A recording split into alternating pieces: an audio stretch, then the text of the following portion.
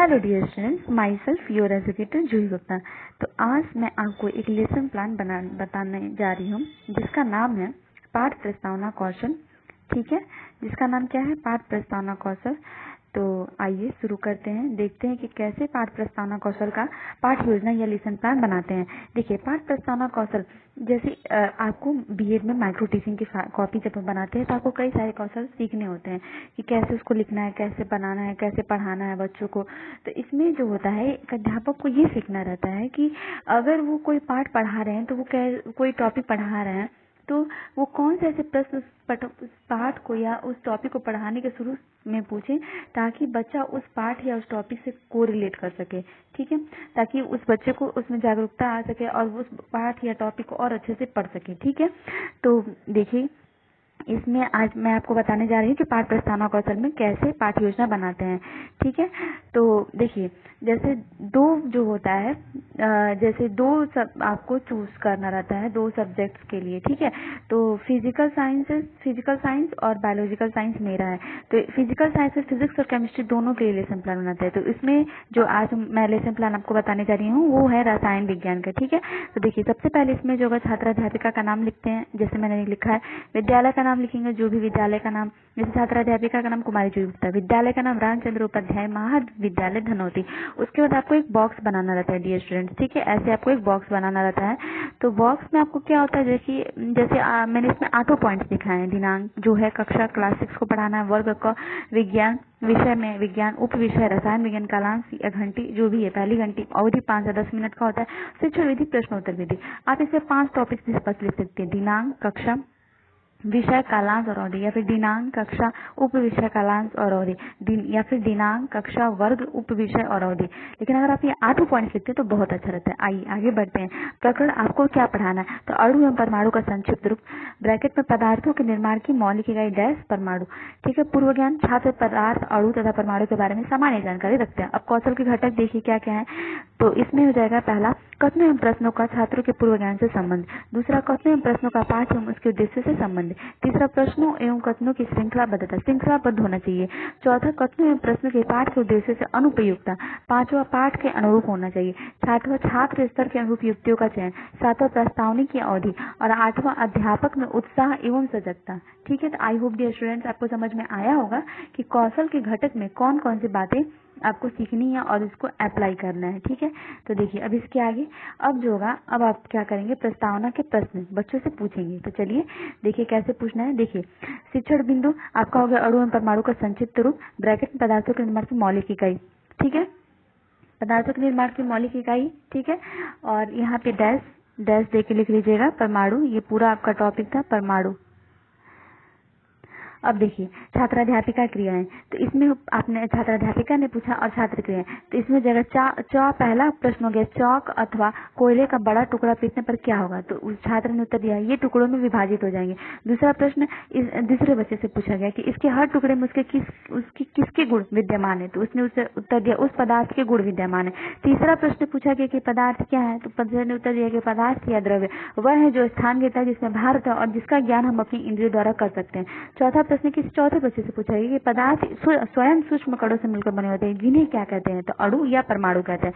पांचवा प्रश्न किसी बच्चे से पूछा गया कि अणु और परमाणु का संक्षिप्त रूप, ब्रैकेट में पदार्थों के निर्माण की मौलिक इकाई डैश परमाणु से आप क्या समझते हैं? तो समस्यात्मक, क्योंकि बच्चा ये नहीं जानता है। ठीक है, तो ऐसे जो होता है प्रश्न पूछा जाता है, प्रस्तावना के प्रश्न। इसके बाद जो होगा उद्देश्य कथन पूछा जाएगा। तो उद्देश्य कथन में ये होता है कि जैसे मान लीजिए, बच्चों आज मैं आपको अणु एवं परमाणु का संक्षिप्त रूप, पदार्थों के निर्माण की मौलिक इकाई, पदार्थों के निर्माण की मौलिक इकाई डैश, यहाँ पे परमाणु लिख लीजिएगा। ठीक है, परमाणु। ठीक है, परमाणु पढ़ाऊंगी। अब उसके बाद अब शिक्षण क्रिया स्टार्ट होगी। तो आप बताएंगे अणु और परमाणु को संक्षिप्त रूप, पदार्थों के निर्माण की मौलिक इकाई डैश परमाणु। तो अणु क्या है और उसके बाद परमाणु क्या है? तो पदार्थ का वह सूक्ष्मतम कण जो स्वतंत्र अवस्था में रह सकता था, उसमें पदार्थ के सभी गुण विद्यमान होते हैं, अणु कहलाता है। ठीक है, किसी तत्व के सभी अणु एक समान होते हैं। कैसे होते हैं? एक समान होते हैं डियर स्टूडेंट्स। तथा भिन्न भिन्न तत्वों के अणु जो होते हैं गुणों में भिन्न भिन्न होते हैं। परमाणु क्या होता है? किसी पदार्थ का वह सूक्ष्मतम कण जो स्वतंत्र अवस्था में नहीं रह सकता, ये नहीं रह सकता है, परंतु रासायनिक विक्रिया में भाग लेता है, परमाणु कहलाता है। अणु तथा परमाणु को नग्न आंखों से देखना संभव नहीं है। उसके बाद परमाणु आपस में संयुक्त होकर अणु का निर्माण करते हैं। ठीक है, जैसे ये परमाणु है, एक और परमाणु आया, तो ये दोनों आपस में संयुक्त होकर किसका निर्माण करेंगे? अणु का निर्माण करेंगे। ठीक है, उसके बाद समान परमाणु के संयुक्त से तत्वों के अणु बनते हैं, जैसे ऑक्सीजन है, हाइड्रोजन है, जैसे ऑक्सीजन हो गया, हाइड्रोजन हो गया। ठीक है, ठीक है। उसके बाद भिन्न परमाणुओं के संयुक्त से यौगिक के अणु बनते हैं, जैसे जल, कार्बन डाइऑक्साइड अणु। अतः परमाणु किसी पदार्थ के निर्माण की मौलिक इकाई है। ठीक है, जैसे CO2 में आप देख रहे हैं ना कि भिन्न भिन्न इसमें तत्व भाग ले रहे हैं। ठीक है, और H2 में भी देख रहे हैं, तो ये क्या है? यौगिक के अणु है। ठीक है, तो आई होप डियर स्टूडेंट्स आपको समझ में आया होगा कि अणु और परमाणु क्या होता है। ठीक है, तो अणु और परमाणु में देखिए, आधुनिक परमाणु सिद्धांत के अनुसार जब आधुनिक परमाणु का सिद्धांत आया तो इसमें ये कहा गया कि जो परमाणु है वो विभाज्य है, मतलब विभाजित हो सकते हैं।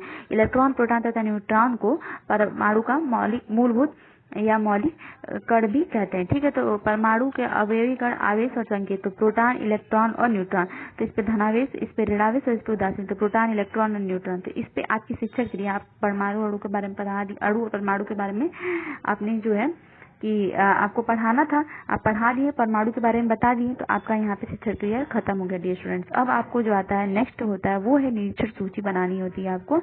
ठीक है, तो इसमें जो होता है कौशल के घटक और टैली जो होता है वो तो अध्यापक देते हैं। तो देखिए, जैसे जो कौशल के घटक आप यहाँ पे बनाते हैं, कथनों एवं प्रश्नों का छात्रों के पूर्व ज्ञान से संबंध, टोटल 8 पॉइंट्स थे। तो उसी तरह यहाँ पे भी डियर स्टूडेंट्स आपको क्या करना होता है कि जैसे यहाँ पे कथनों एवं प्रश्नों को पूर्व पाठ से जोड़ा गया। ठीक है, जोड़ा गया मतलब किया गया।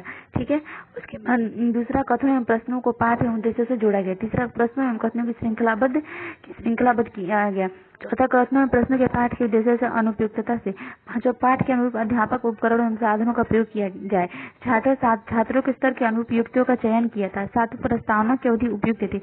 और आठवां और अंतिम, अध्यापक ने पाठ को उत्साहपूर्वक खत्म किया। ठीक है, टैली जो होता है वो तो आज के टैली जो होता है वो अध्यापक देते हैं। ठीक है, और ऐसे जो होता है डियर स्टूडेंट्स आप जो होता है बना सकते हैं निरीक्षण सूची।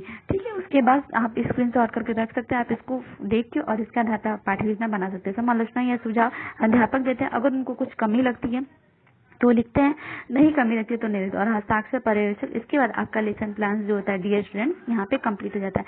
तो आई होप डियर स्टूडेंट्स आपको मेरी ये बातें सभी समझ में आई होंगी कि कैसे कैसे आपको जो होता है पहले छात्राध्यापिका का नाम, फिर विद्यालय का नाम, फिर एक बॉक्स बनाना है। बॉक्स बनाने के बाद आपको जो होता है प्रकरण के बारे में लिखना है, प्रकरण के बाद पूर्व ज्ञान के बारे में लिखना है, पूर्व ज्ञान के बाद आपको कौशल के घटक के बारे में लिखना है। ठीक है, और जब आप कौशल के घटक लिख लेंगे डियर स्टूडेंट्स तो उसके बाद जो होगा आपको प्रस्तावना के प्रश्न पूछना रहता है, प्रस्तावना के प्रश्न पूछना रहता है।